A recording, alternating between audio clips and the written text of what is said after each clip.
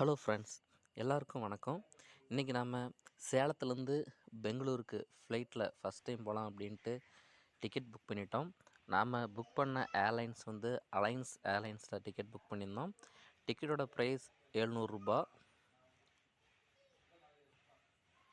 நாம் நம்முடைய சொந்த ஊரான மேச்சேரியிலேருந்து ஓமலூருக்கு பஸ்ஸில் கிளம்பிட்டோம். அங்கேருந்து ஓமலூர்லேருந்து ஏர்போர்ட்டுக்கு டைரெக்டாக 555 அப்படின்ற பஸ்ஸும் இருக்குது. அங்கே அந்த பஸ்ஸில் ஏறிட்டிங்கன்னா உங்களை கொண்டு போய் ஏர்போர்ட்டுக்குள்ளேயே உங்களை ட்ராப் பண்ணிவிடும். சிட்டியிலேருந்து ரொம்ப அவுட்டரில் தான் ஏர்போர்ட் அமைஞ்சிருக்குது. சேலத்துலேருந்து ஒரு 43 கிலோமீட்டர் டிஸ்டன்ஸில் இருக்குது. ஓமலூர்லேருந்து ஒரு 5 கிலோமீட்டர் டிஸ்டன்ஸ்லேயே வந்து ஏர்போர்ட் இருக்குது. ஏர்போர்ட் இருக்கக்கூடிய ஊரோட பேர் வந்து காமலாபுரம். இப்போ நம்ம பார்த்துட்டு இருக்கிறது தான் ஏர்போர்ட்டோட மெயின் பில்டிங்கு. ஃப்ரண்ட்டில் வந்து நம்ம வெயிட் பண்ணிகிட்ருப்போம். நம்ம ஏர்போர்ட்டோட மெயின் பில்டிங்குள்ளே நம்ம என்ட்ரி ஆகும்போது நம்முடைய டிக்கெட், ஆதார் கார்டை செக் பண்ணிவிட்டு நம்மளை உள்ளே விட்ருவாங்க.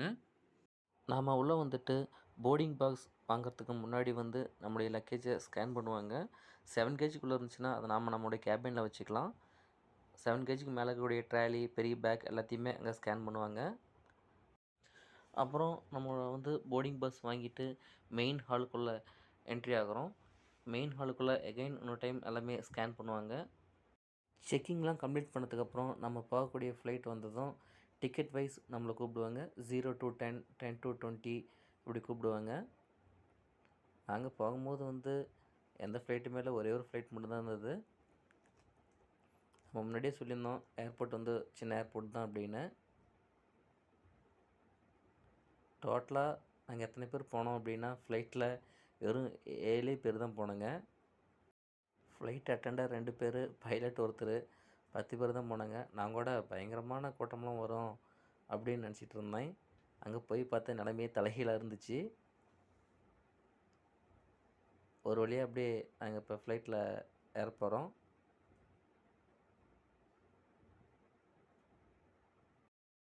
இது நம்ம சேலம் ஏர்போர்ட்டோட உள்ள ரன்வே சைடு நம்ம இப்போ பார்த்துட்ருக்குறோம். அப்படியே நம்ம ஃப்ளைட் ஏறத்துக்கு அப்படியே போயிட்டுருக்காங்க. பேசஞ்சர்லாம் அப்படியே வந்துட்டுருக்காங்க.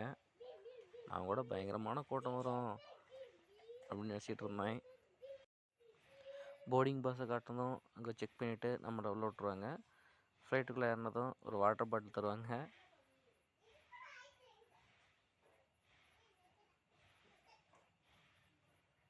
ஃப்ளைட் எப்போ எடுப்பாங்கன்னு அப்படியே நாங்கள் வெயிட் பண்ணிகிட்டு இருந்தேன். ஜன்னல் ஓரமாக சீட் கிடைக்குமா அப்படின்னு பார்த்தேன். அதேமாரி ஜன்னல் ஓரமாகவே சீட் கிடச்சிது. சீட் பெல்ட்லாம் எப்படி போடணும்னு சொன்னதுக்கப்புறம் அப்படியே இன்ஸ்ட்ரக்ஷன் முடிஞ்சதுக்கப்புறம் ஃப்ளைட் எடுக்க ஆரம்பிக்கிறாங்க.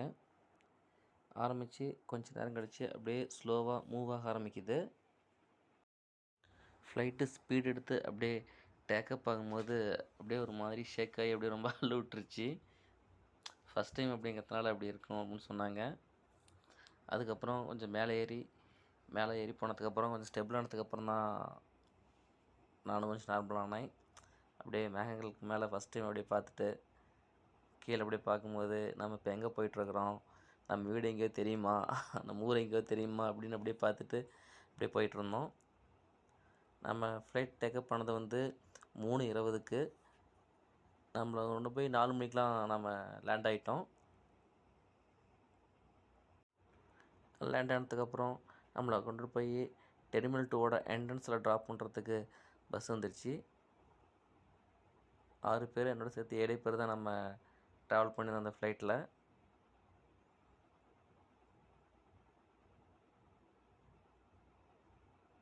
உண்மையிலுமே இந்த அனுபவம் வந்து கொஞ்சம் ரொம்பவே ஒரு எக்ஸைட்மெண்ட்டாக இருந்தது.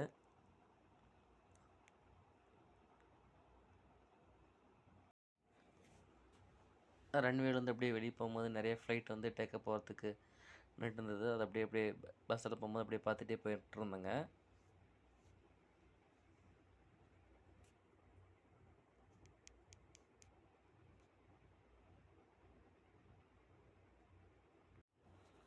அப்படியே நம்ம பஸ்ஸிலேருந்து இறங்கி அப்படியே நம்ம உள்ளே நடந்து போயிட்டுருக்குறோம். நம்ம வந்து பஸ் அப்படியே போயிட்டுருக்கு. நம்ம லக்கேஜ் எடுக்கிறதா இருந்தால் இங்கே 6, 7 அப்படின்ற கவுண்டர் நம்பர் சொல்லியிருப்பாங்க. அங்கே வந்து நம்ம வெயிட் பண்ணி நம்மளுடைய லக்கேஜ் எடுத்து தர வேண்டியது தான். பெங்களூர் ஏர்போர்ட் தான் இந்தியாவிலேயே த பெஸ்ட்டு பியூட்டிஃபுல் ஏர்போர்ட் அப்படின்னு சொல்லியிருக்காங்க. உண்மையாலுமே பார்க்கறதுக்கு ரொம்ப அழகா இருக்கு.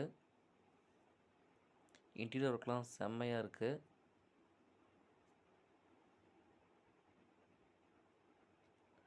அப்படியே நம்ம லக்கேஜ் எடுத்துகிட்டு அப்படியே ஃப்ரண்ட்டுக்கு அப்படியே போயிட்டுருக்குறோம், நடந்து போயிட்டுருக்குறோம். என்ட்ரன்ஸ் வந்து வேறு லெவலில் செம்மையாக இருக்குங்க. கண்டிப்பாக டைம் இருந்தால் ஒரு டைம் வந்து பாருங்கள், விசிட் பண்ணுங்கள். செம்ம நேச்சுரலாக ரொம்ப அழகாக தத்ரூபமாக வடிவமைச்சிருக்காங்க. அப்படியே சுற்றி பார்த்துட்டு ஃபோட்டோஸ்லாம் எடுத்துக்கிட்டு ஒரு ரெஸ்டாரண்ட்டில் போய் அப்படியே சாப்பிட்டுட்டு கொஞ்சம் ஏரியாலாம் சுற்றி பார்த்துட்டு மறுபடியும் நாங்கள் சேலம் கிளம்பியாச்சுங்க.